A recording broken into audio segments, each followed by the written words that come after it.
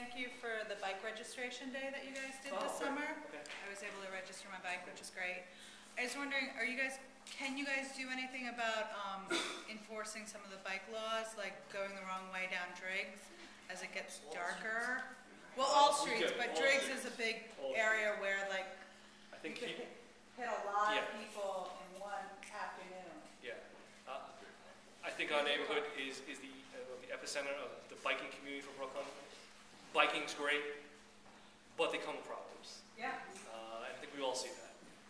We've done some work with, I don't know if you were there at one of the ones, we just did one about a week ago or 2 weeks ago, on North 5th and Kent, or North 6th and Kent, on Kent Avenue. We teamed up with Transportation Alternatives, a big bicycle advocacy group. We handed out safety flyers, we did some bike catching if people wanted to do it. We have increased our bike enforcement. It's a part of our traffic plan. It's not the most important part because bicycles they're not the ones hurting people, it's the cars. For the most part. Bicycles can hurt people, the cars are what kill and maim people. But we're doing bicycle enforcement. We are, absolutely.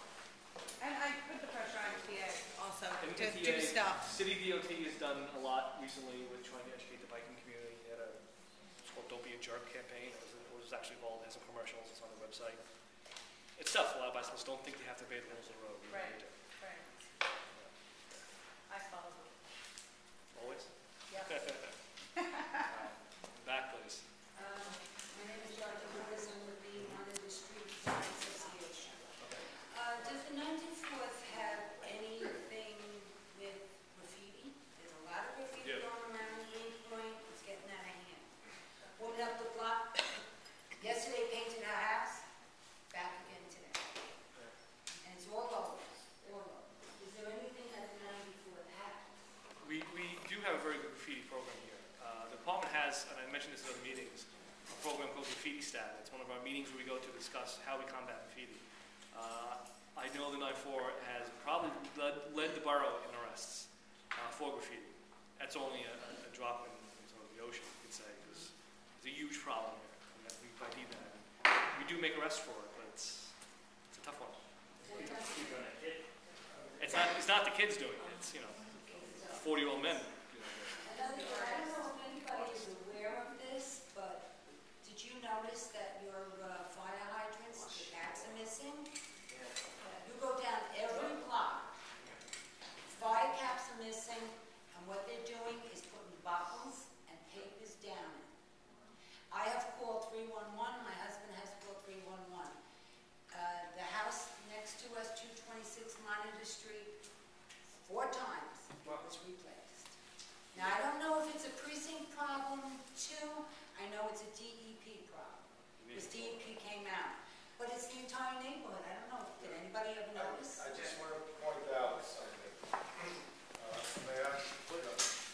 Our problem is that we have 10 scrap metal yards.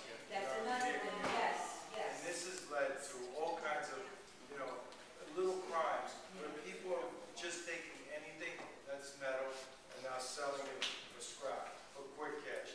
These guys will buy anything.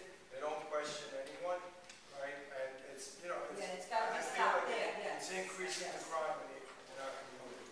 I mean, they just take anything that's metal nowadays. Yeah.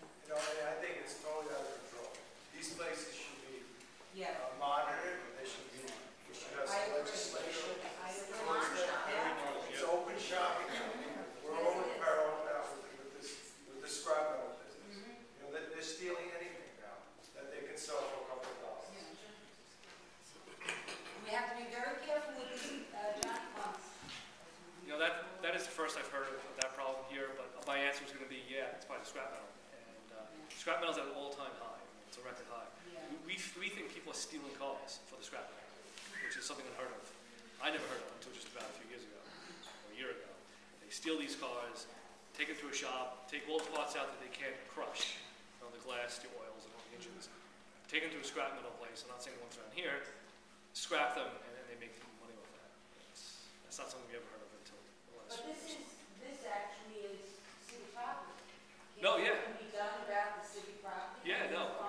City property. I'm going to look into that. I'll speak to my people. I think we should really look into some kind of legislation against the scrap metal. Yeah, You can't just buy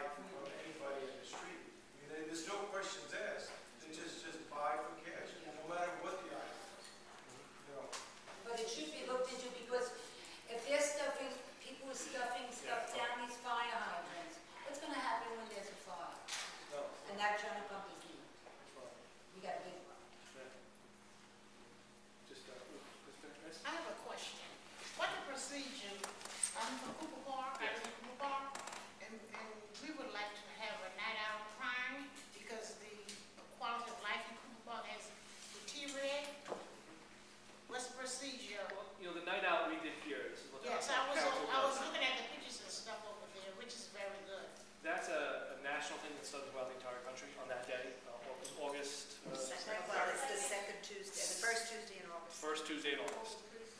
All the precincts in the city do that. It's sort of one from headquarters. That's someone named Ann Saunders. Oh, okay. Thanks. Cooper Park, I know it has its problems. Yes. We've done a lot of good work there recently, I I think. Officer Smith is now your officer. I don't know if you got a chance to know him. He was just hurt just the other night on Friday, arresting someone in Cooper Park, so he's out sick at the moment. Hopefully get that one soon. Someone had assaulted their child. He knew who the guy was just from being in Cooper Park all the time. Saw him outside about an hour later. Went to arrest him. The guy fought him. Chipped his tooth and hurt his wrist. But, we've done some good work at Cooper Park this year. That's not to say that we can't do more. We're going to. Certainly And I doing. have a personal problem